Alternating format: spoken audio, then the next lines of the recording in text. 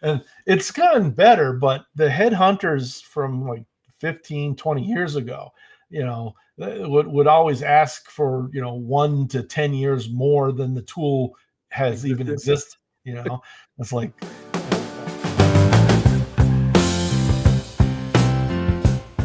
Hey everyone, welcome back to the DevOps Roundup podcast. Don't forget to hit that subscribe button.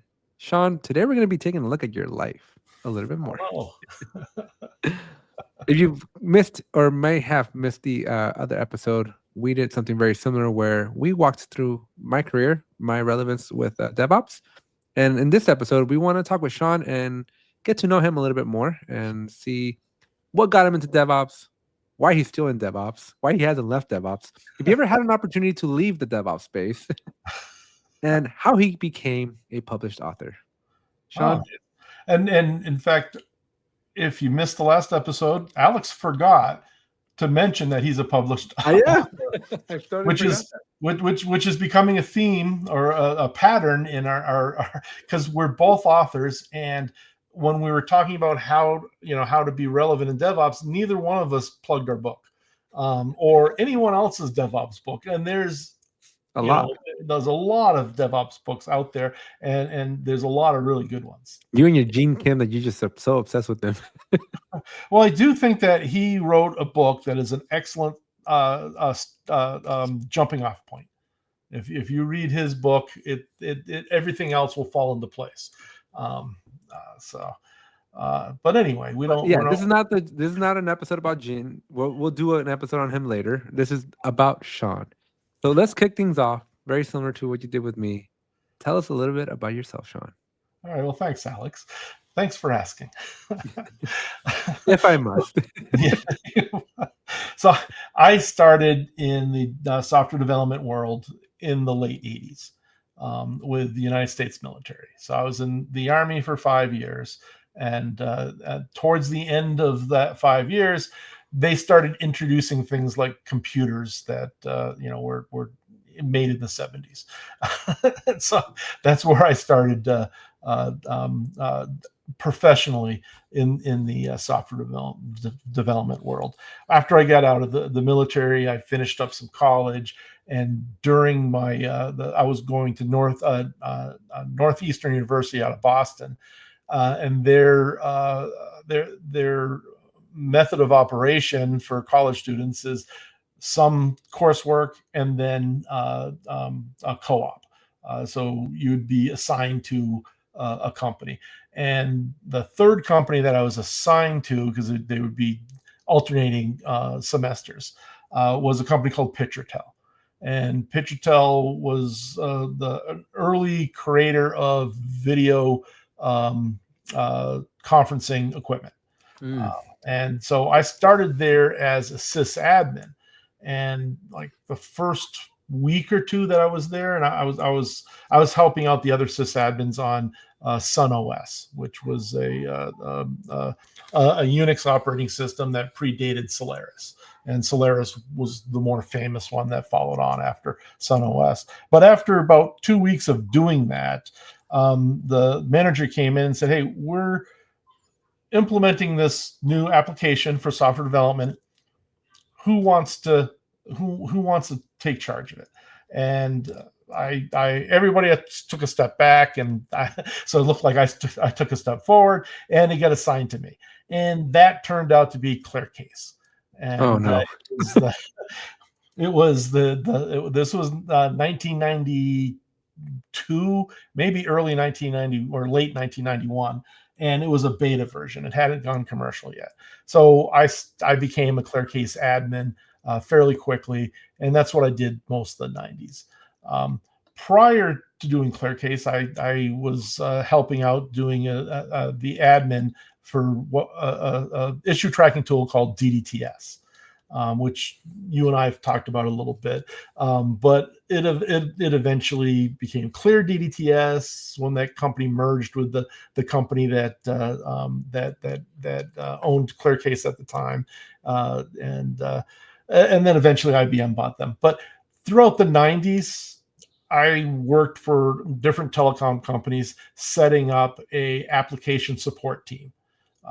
And the very last one that I was at, Ericsson, we actually called our team the release team because the majority of the tools that we're supporting were for the software release process.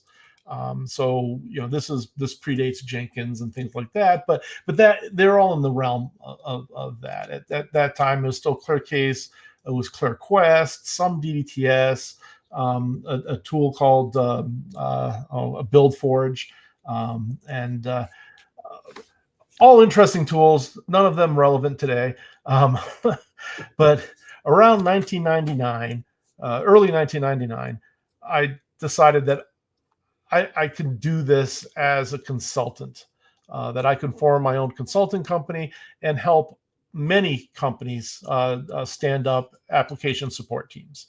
And so that's when I founded ReleaseTEAM. And I pulled in my co-founder, one of my first hires when I was at a company, Qualcomm, which still exists, very big in San Diego. In fact, very, very, very big. Little side, a little side story on Qualcomm. When I originally was interviewing before I landed at Qualcomm, my manager at Qualcomm, my eventual manager, really wanted me to go to San Diego. And so I passed the interview. He's helping HR negotiate getting me on board, and I'm hesitant to leave the company that I was at to go to Qualcomm. And the most beautiful city in the world. Yeah, and the most perfect weather in the world. Yeah, well, my excuse was I'm not a big wildfire, mudslide, earthquake. You don't get them in Qualcomm's area. You would have been fine. I'm sure I would have been fine. San Diego is still there, 30 plus years later. but that's what I told him. I'm like, yeah, I'm not really big on the whole earthquake, wildfires, mudslides, and tsunamis. And but he's like, well, we have a branch office in Boulder. And I'm like, okay, now you're talking. And so I accepted it and moved up to the Boulder, Colorado area, which I was already in Colorado, so it wasn't that much of a move for me. But I had moved from Massachusetts, where Pitchertoe was, in around 97 to Colorado, and I just really like Colorado's climate so much better than New England. Then 20 feet of snow still in Colorado? No, well, so I can neither deny or confirm so it's nice that everybody thinks we get so much snow and the winters are terrible to keep people out of Colorado. but in reality, yeah, in the Denver area or the Front Range, where the majority of the population is, we'll get 2-3 big snowstorms a year, but the snow's gone the next day. Yeah, that's how St. Louis was. Yeah, it's rarely there more than a day or two after the snowstorm.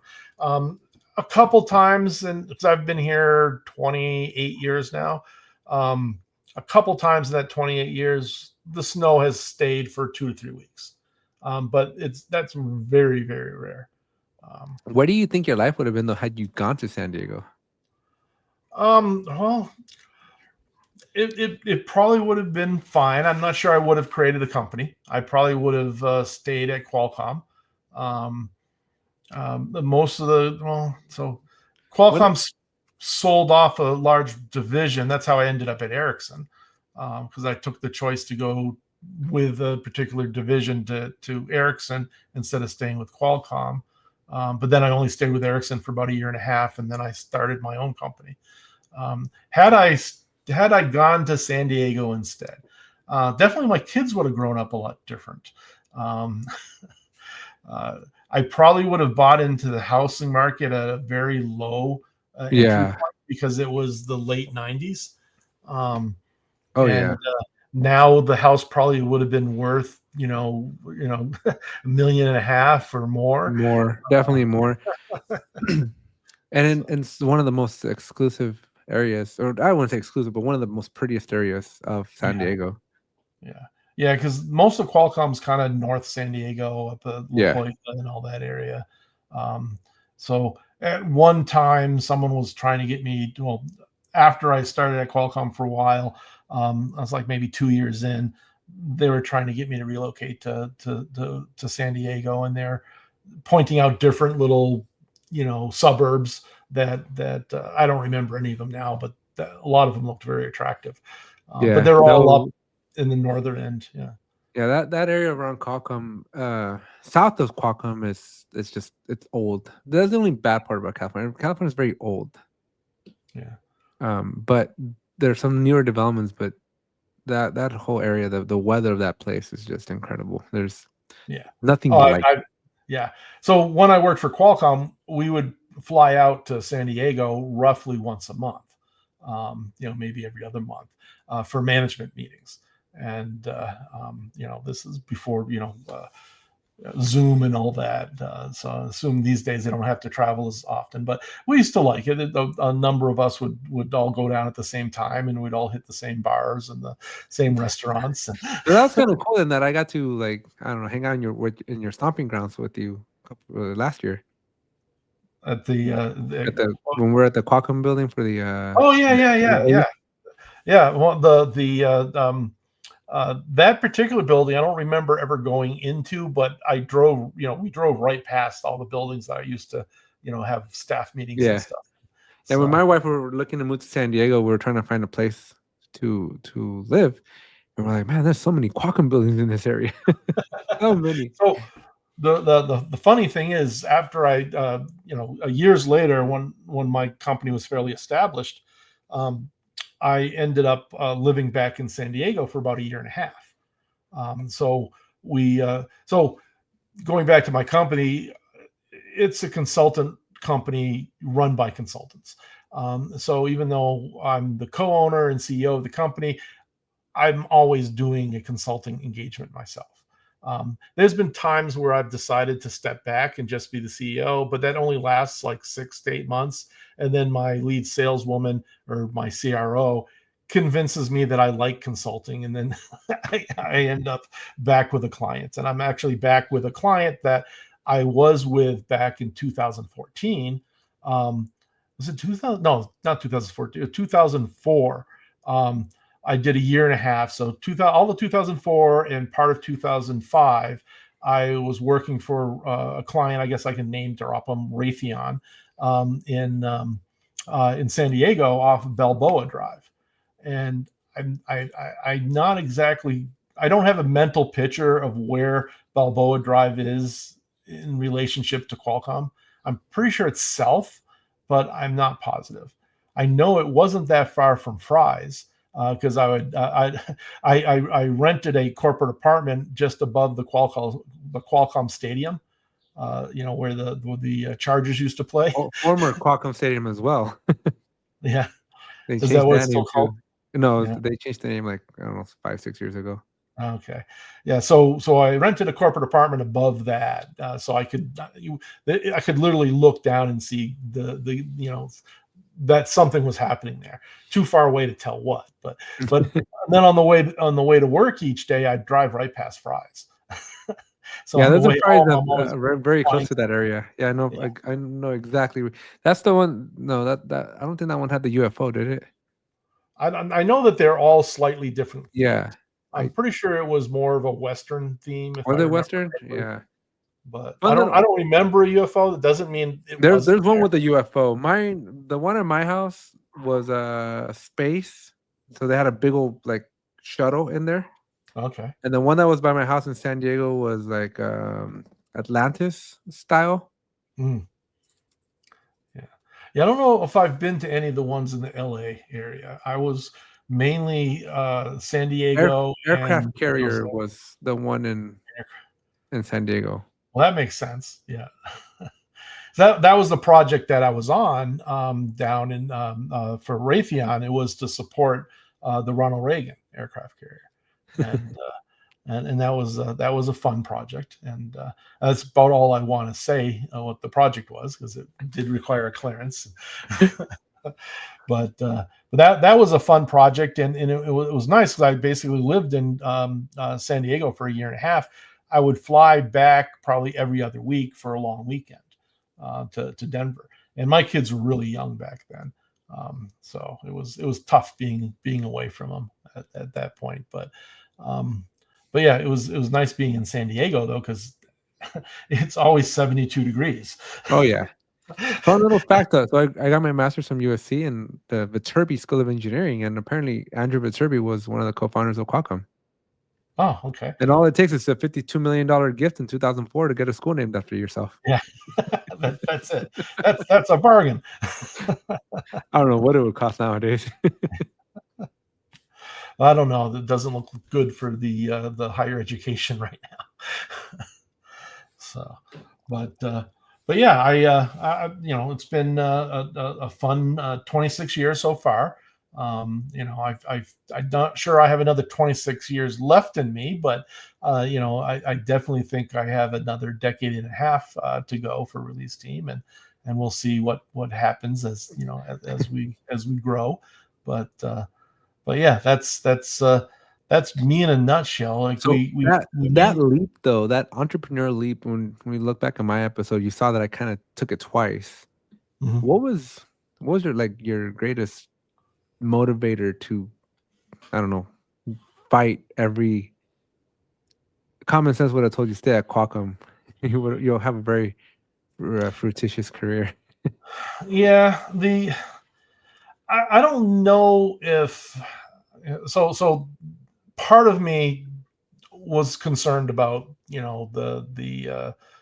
consistency of being a consultant. Where's the next job coming in? Did you have Um, a wife and kids by the time you started ReleaseTEAM?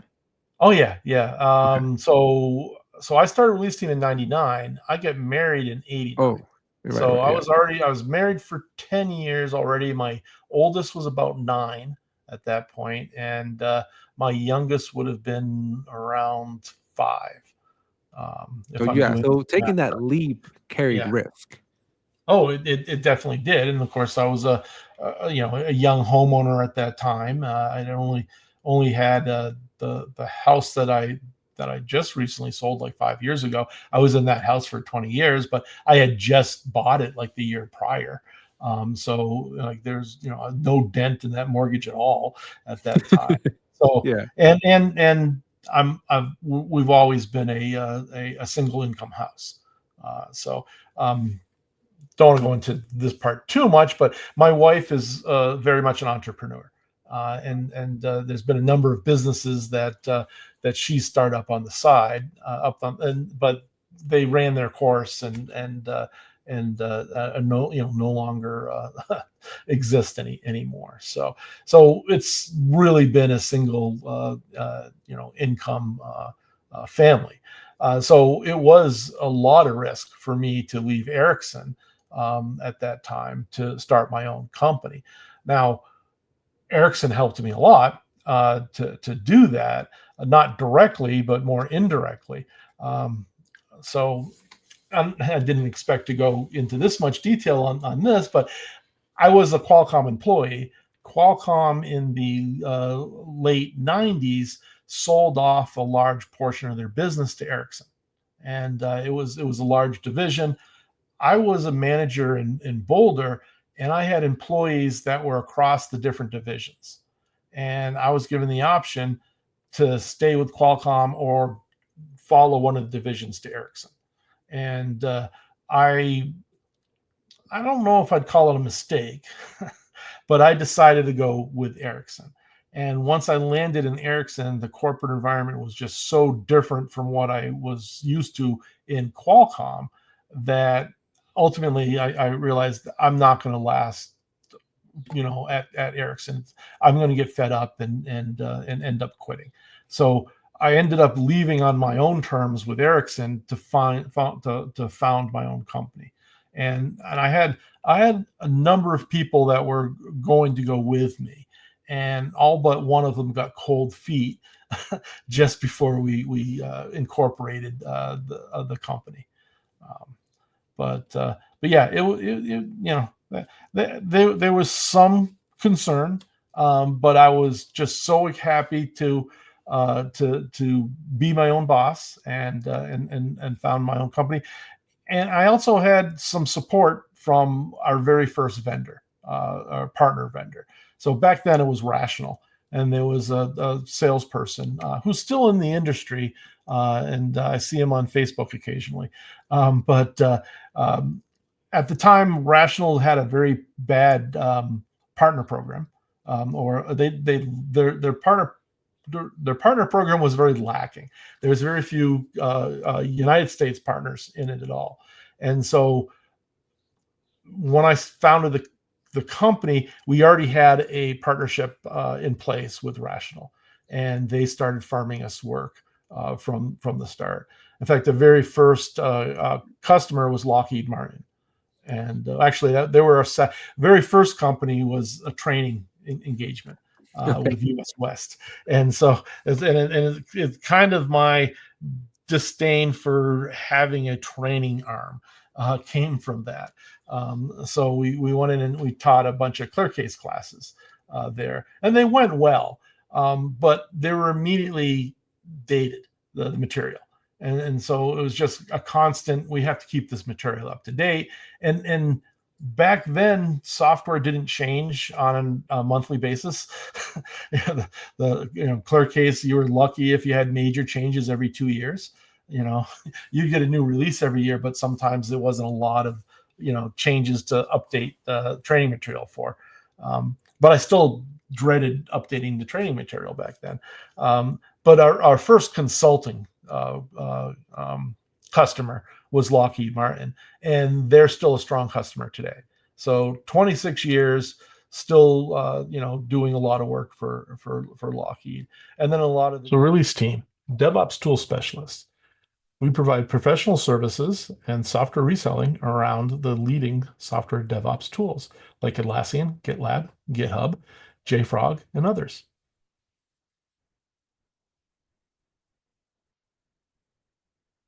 To talk with us about DevOps, here's our contact information. Please call 866-887-0489 or via email at info@releaseteam.com for Lockheed. And then a lot of the DoD stuff follows. And some of it is because I was in the military in the 80s. I had, the higher level clearances back then.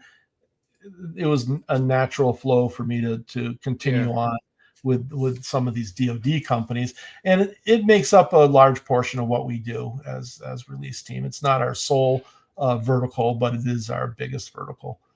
So I know I've heard you talk about this before, right? That you had your eggs in that ClearCase basket, but that you had some foresight to diversify. Mm-hmm. Well, probably not as much foresight as I should have had, or that I wish I did, because it was a painful transition. When ClearCase started, ClearCase was the golden child in the 90s. They were the ones that most software development companies would use. There were definitely others, but they had the lion's share of the market. And so they were a great vendor to partner with, because just number wise, it was pretty easy to find clients. That started fading around the time that Git started, Git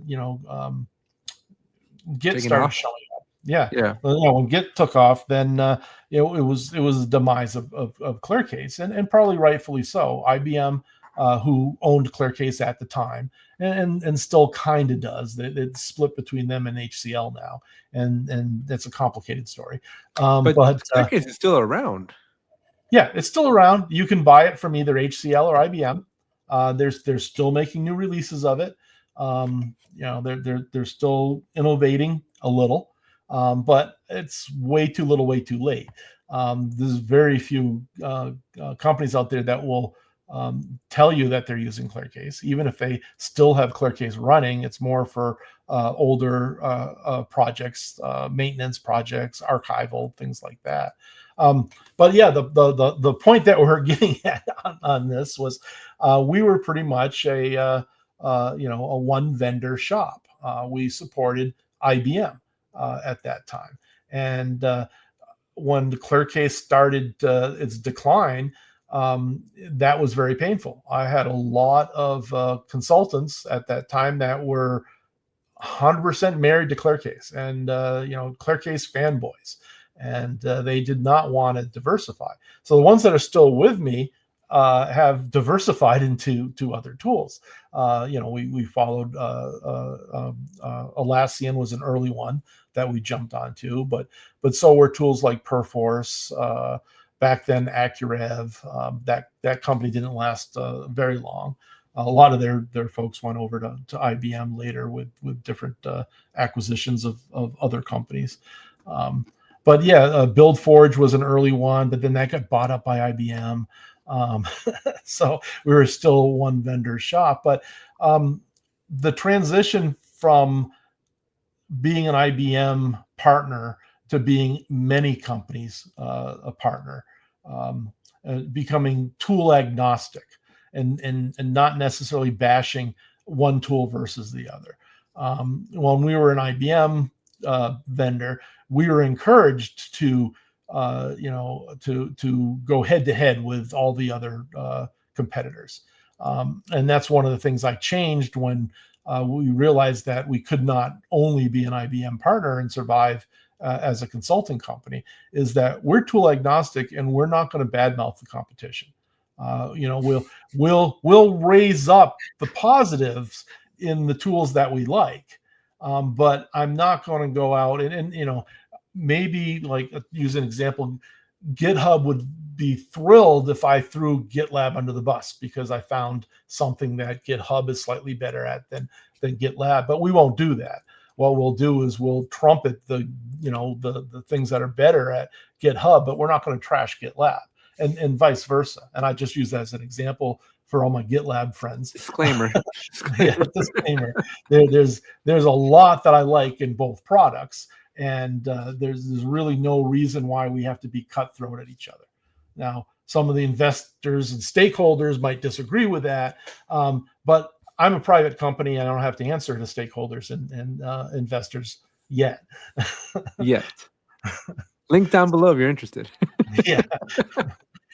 So, but yeah, so I strive, so that was a learning curve leaving, I as a single vendor consulting company, and we still see that today. There's a lot of consulting companies that are Atlassian only.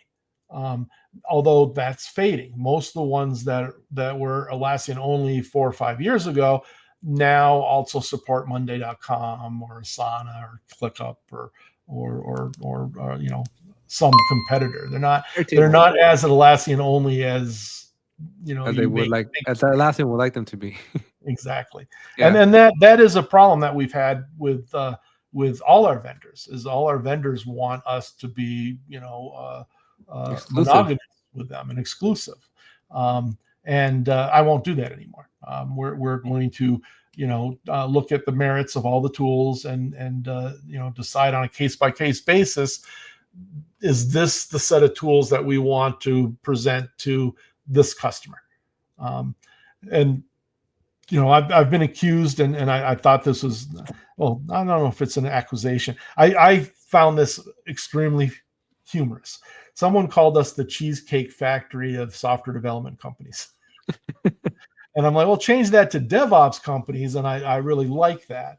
And in fact, I'm asking my marketing department to take that and run with it. But she's great. Yeah.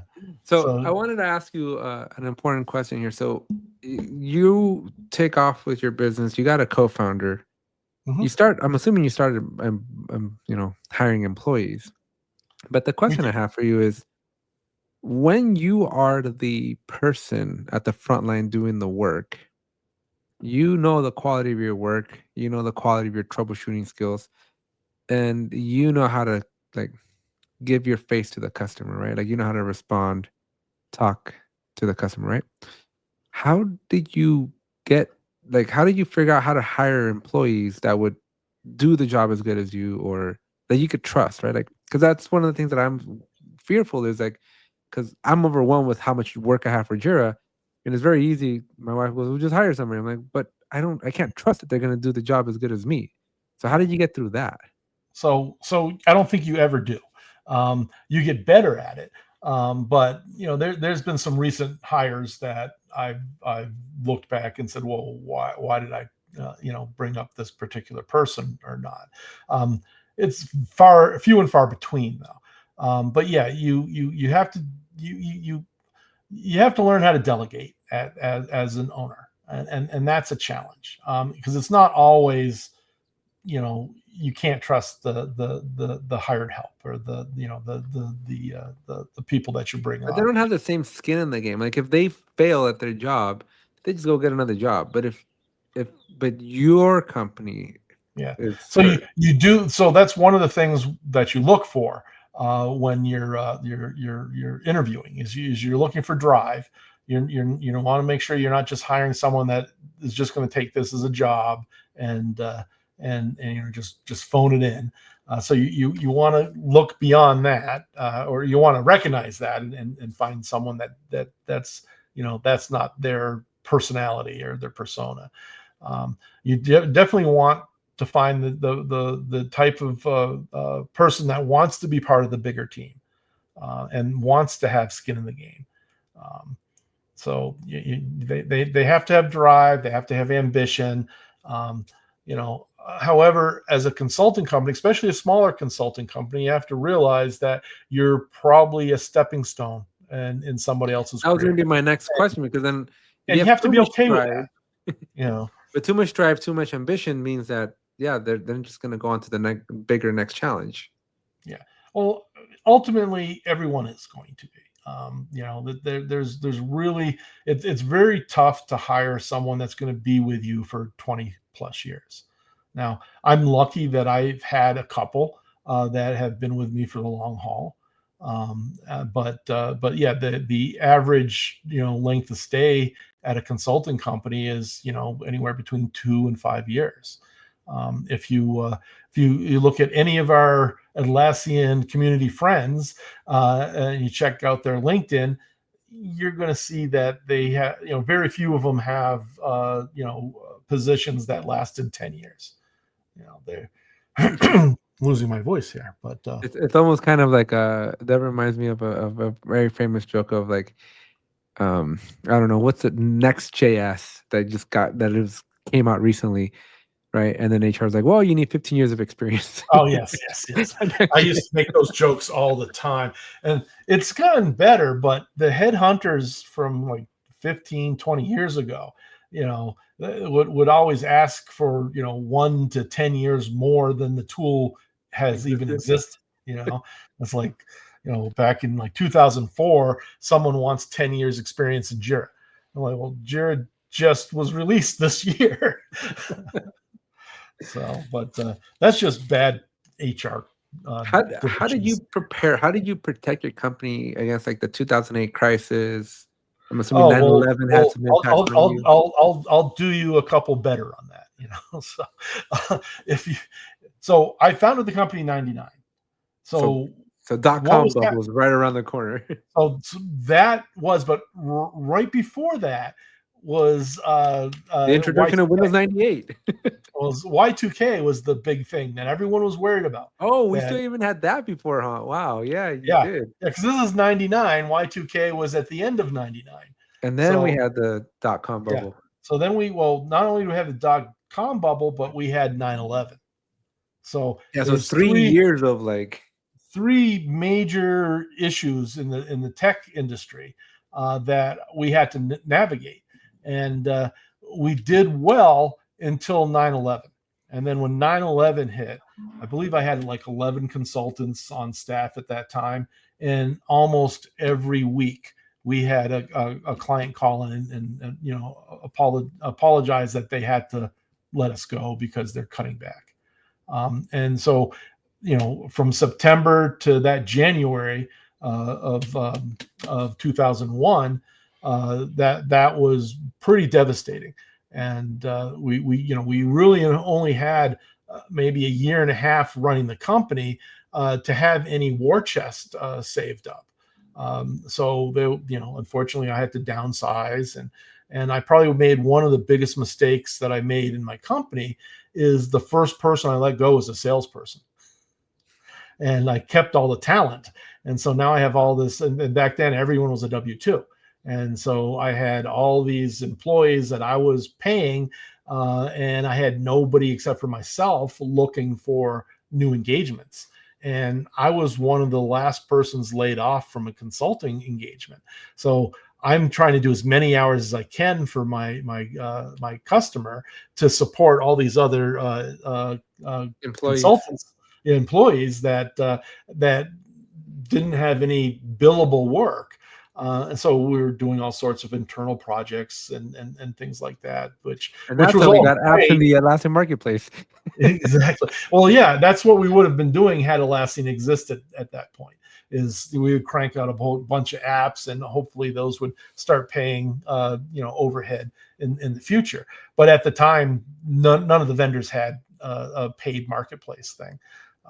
So this is before smartphones and all sorts of other cool things that we probably could have done. But yeah, basically we created a whole bunch of free downloads for people that were using, ClearQuest and stuff like that. But yeah, so looking back, that was a huge mistake. Is like, I let the one person go that's getting new work in the door. Did you ever think about doing anything beyond consulting, like creating software? We toyed with it for a while. So the biggest thing we did at the end of our IBM era, which was probably around 2005, 2006, is when we really slowed down on doing ClearCase and ClearQuest type stuff. Was adding a software reselling into that. Our original business partner, which was Rational, which then got bought by IBM, they did not allow partners to resell software. So unless you were in Europe, or maybe Asia, but the United States partners, we did not have the ability to resell software. So I didn't ramp up a sales force that was concerned about selling software. We were 100% focused on consulting services. And then when we diversified away from just IBM, then we're like, well, why aren't we selling software? During the IBM days, they were encouraging partners to sell the Rational brand.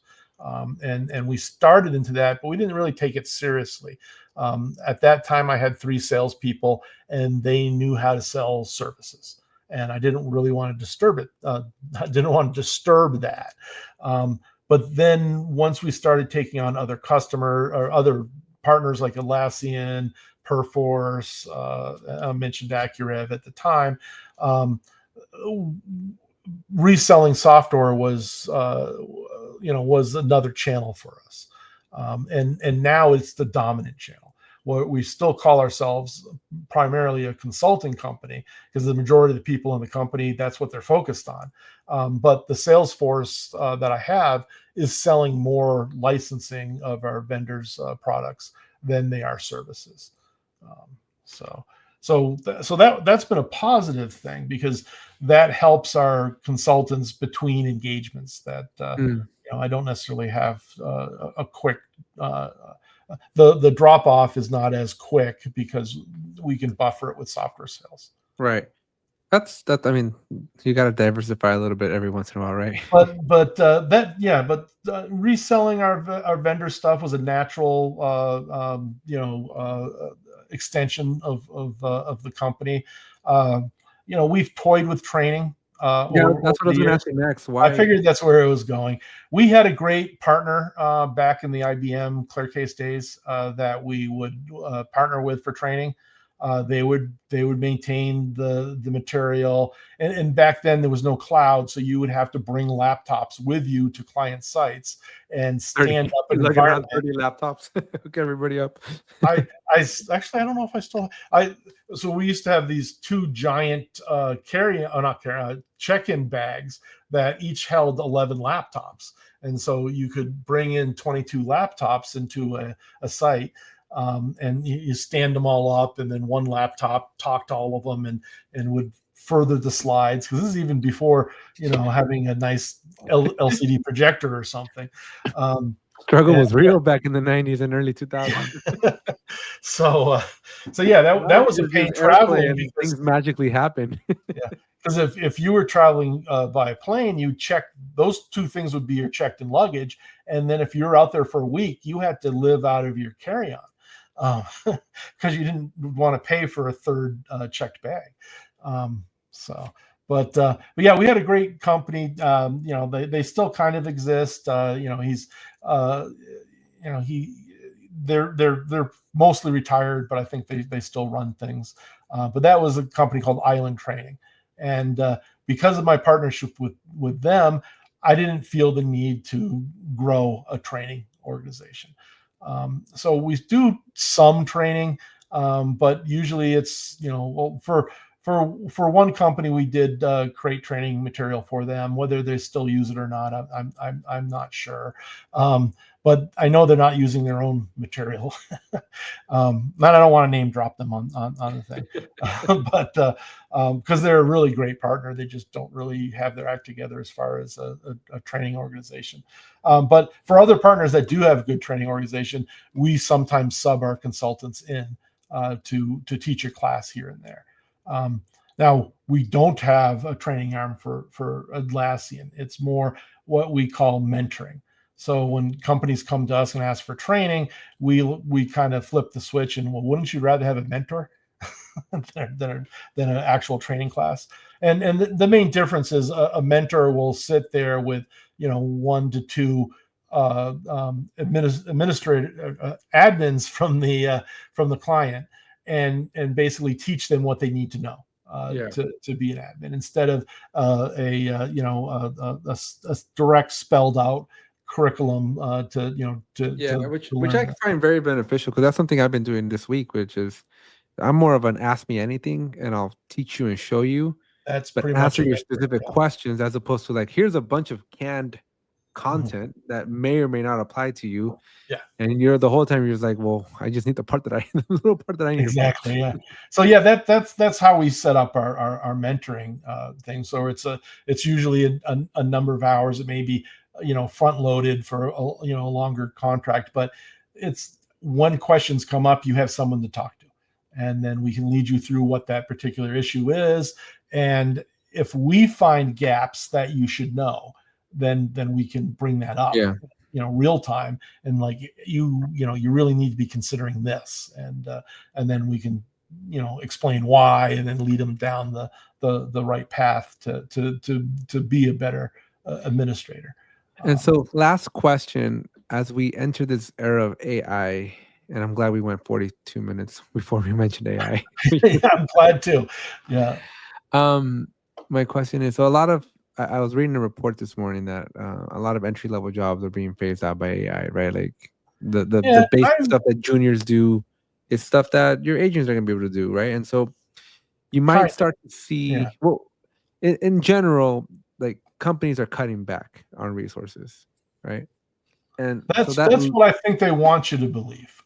Because I'm skeptical. I've been reading some of the same articles. And but the question that I have for you though is, given that that's a trend that's happening though, right? Because companies are scaling back right now. We just saw Microsoft just laid off 6,000 employees, something like that. There was an infographic that came across LinkedIn this morning. I'm wondering, it might be the same one that you're referring to. I haven't seen it, but it had like 8 different big companies, and they all had very large numbers of layoffs. Yeah, so a lot of people are laying off, right? So if you can't get another job, usually starting your own business is the next solution. So what tips would you have for like the next generation of folks coming into maybe the entrepreneur and don't fire your salespeople. Or maybe the first hire should be a salesperson then. The first, if it's not the first person you hire, you should be partnering with someone that has a strong sales team, so they can be your sales arm as you're building your company. And that was very important to me when I first started, because I had a sales team at Rational that I was friends with, and they were feeding me in the early days and allowed me to get up to about 11 consultants that then during 9/11 I had to pare them down, unfortunately. But yeah, the advice is, if you can't afford if you're self-funded, meaning that a VC is not throwing Yeah. money at you, because that solves a lot of problems. If you have a VC throwing money at you at day one, then you're not going to have the same problems that I had when I was growing my company, because we were completely self-funded, and similar, you're self-funded too. You don't have Atlassian backing up a dump truck full of money in your front yard. So, although Atlassian, though, if you want to. we're not against that, Atlassian. A dump truck would fit very well in my front yard, full of money. Yeah, don't just bring the dump truck. Make sure you stick with the money in there. Money in it. So, but so yeah, when you're self-funded, you need to figure out how the next engagements kind of come in. In fact, I had a very close friend that watched me build my company, and about, I don't know, 10 years into my journey at ReleaseTEAM, he decided to found his own company, because he's like, shit, if Shawn can do it, I can do it. And they came in self-funded, and they blew all their money on a convention. So very similar to Teams, IBM had something called IBM. Eventually, it was called IBM Innovate. It's identical to Teams today. It's almost like Atlassian is just copying IBM from 20 years ago. Yeah, the booth, they got one of the biggest booths, and I was like, they're a startup consulting company with like 3 people, and they just bought the same size booth that Microsoft bought at IBM. What are you guys doing? And like, well, we're going in there and we're taking you down. And they lasted maybe 13 months after that conference, and they both ended up back at their day jobs. So it was great that they both were welcomed back. And I don't know if they will find this podcast, but they may, and then they will 100% recognize who I'm talking about. And I consider the 2 co-founders of that company still friends, but I actually haven't talked to them in quite a few years, probably since before the pandemic. Wow. All right. Well, Shawn, thank you so much for all that insight.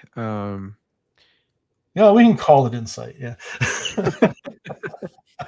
And like and subscribe. Did we say that in this episode? Yeah, well, that's my job. If you found this conversation insightful as I did, make sure you hit that subscribe button and share with your coworkers, peers, somebody who might be in a similar position. You just never know.